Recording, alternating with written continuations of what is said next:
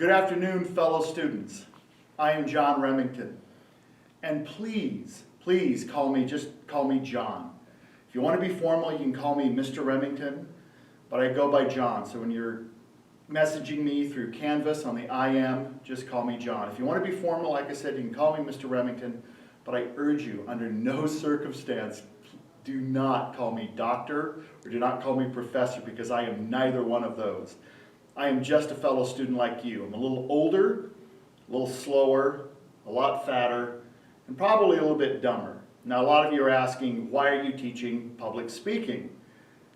Especially when you're not an expert, because I am not an expert in public speaking. If I were an expert in public speaking, I'd be delivering TED Talks, I'd be writing books, I'd be maybe on top of a mountain somewhere with a long beard.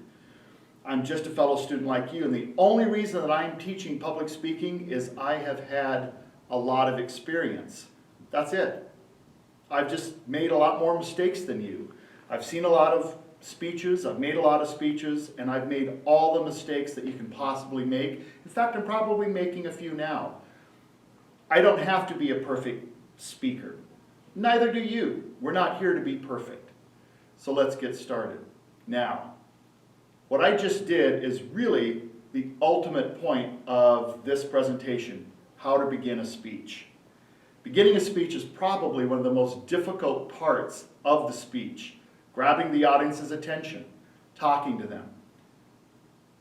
One of the things we want to avoid when giving an introduction on a speech is we want to avoid what I call the cheese. What's the cheese? It doesn't happen so much in an online speech class, but it happens in my face-to-face speech classes. Face-to-face speech classes, usually when we have an order of speakers, it doesn't happen with the first speaker, it happens with the second through the 15th or whatever we're listening to on that day. I call it the cheese. Why do I call it the cheese? Well, a speaker will get up and they'll say, okay, so my speech is about cell phones. Okay, so my speech is about the movie Casablanca. They begin with what I call cheese. Okay, so it's like the beautiful Spanish word for cheese, queso. That's why I call it the queso. Never begin your speech with, okay, so. Try to begin it with a greeting. Depending upon when you're speaking, use that time of day. A nice salutation works really well. Good morning, good afternoon, good evening. And by the way, let me digress really quick. I guarantee with 100% certainty, no matter what your profession is, you are going to have to speak in public at some time. Now, we can define public speaking as speaking in front of an auditorium of folks, like if you are a performer, like if you're delivering a TED Talk. You could be a teacher delivering a lecture. You can be a nurse having to deliver to the shift change a new care plan for the floor or for a specific patient. You could be a detective and you're having to address the staff, the entire shift about where they need a cover.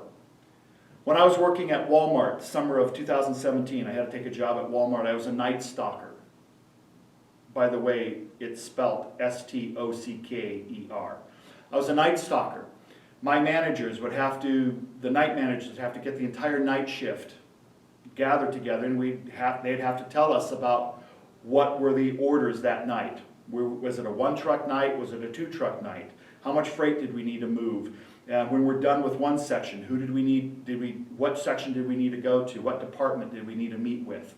Those types of things. And what was our #1 selling product that week? So no matter what your career is, you're going to have to speak in public. Some of you want to be therapists. Some of you want to be teachers. If you're going to be a therapist at some point in time, you're going to have to speak to a group if you're leading a group therapy.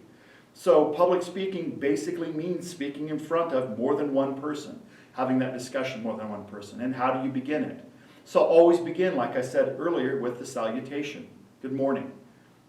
Good afternoon. You'll notice that I did not begin this speech with, okay, so. I just said, good afternoon, fellow students. We don't want to also, when we're introducing the speech, jump immediately to our topic or immediately to our argument. I don't want to say, okay, so I'm going to be telling you about cell phones and how public media destroys relationships. I want to ease my audience into that topic. And so you can take some time to introduce it in many different ways. I'm going to show you just a few. One was the basic salutation and the establishment of bona fides, or in my case, the lack of bona fides. Bona fides just means your level of expertise. Later on, we'll call that ethos. That's what I just did. You can also begin with guided focus. And I'll talk about guided focus in just a second. When you begin a speech, just like our models have showed us on TED Talk, when you begin a speech, take your time to set your feet, take your time to listen, and to connect with your audience. Don't start speaking until, right now I am recording this speech in a studio. There's nobody in here, but I'm imagining students in front of me, my audience in front of me. So if I get up in front of them, I take a moment to make connection. Have they set down their cell phones? Good. I'm listening to them. I'm making eye contact. I have their attention. I'm not going to speak until I have their attention. I'm going to listen. I'm going to take my breath. Good morning. Okay? That's how you do that. Make sure that you have everyone's attention. So let's go back to guided imagery. After you've given your salutation, always give a salutation. Guided imagery is simply where you lead the audience through an image that is related to the topic of your speech. If I'm talking cell phones, for instance, I could say, I'd like you all to imagine a time when you had to wait to reach out to another human being. A time when you had to search for the home phone number in a phone book. Okay, I'm just asking you to do that. Another thing I could do for guided imagery, I could literally say to my audience, I'd like you all to close your eyes. Go ahead and close your eyes. I want you to imagine a beach. Okay, I can do that. Guided imagery is one of the easiest ways to begin a speech, to introduce a speech.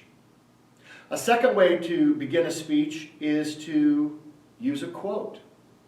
A quote that's related to your topic. It can be quoting poetry. It can be quoting someone's famous speech. I could quote John F. Kennedy's, "Ask not what your country can do for you. Ask what you can do for your country." John F. Kennedy, President of the United States. And you also want to make sure that you cite that person. You will go on to you will go on to relate why that quote is relevant to your topic. You can also give an oral interpretation. Spoiler alert, that's going to be one of our future speeches. We're going to do an oral interpretation. You could do Emily Dickinson. After great pain, a formal feeling comes. The nerves sit ceremonious like tombs. Okay?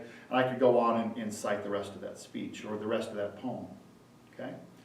Another great way of introducing a speech is to ask a question. And there are two different types of questions. You can ask the rhetorical question. The rhetorical question, you don't want your audience to actually answer. You want them to think about it. I'd like you all to take a moment. I'm going to ask you all a question. How many of you have gone in to a multiplex movie theater, paid for one movie, and snuck in to at least another movie and seen it for free? Now, I don't want anybody to answer that because they've broken the law or broken the rules. That's a rhetorical question. Maybe I can ask a related question that I really want them to answer. Good morning. Please raise your hand if you can define what a transitive verb is. What is a transitive verb? Or I can ask, what is a preposition? I do that a lot as a teacher. I'll ask my students to raise their hand or to do something. So ask a leading question.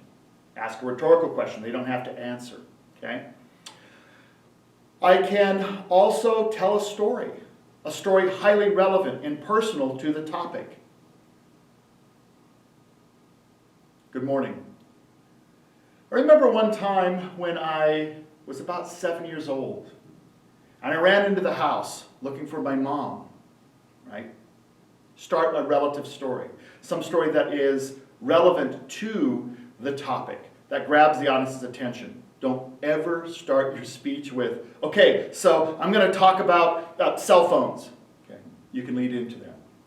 And again, like I said, I guarantee you're going to be speaking in front of a group every time, grabbing their attention, making sure that they're with you.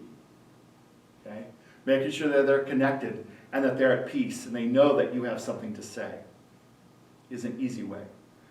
You're going to have to speak to people at some point in time. It may be at a funeral. It may be just getting up and addressing your family. You may have to be the maid of honor. You may have to be the best man.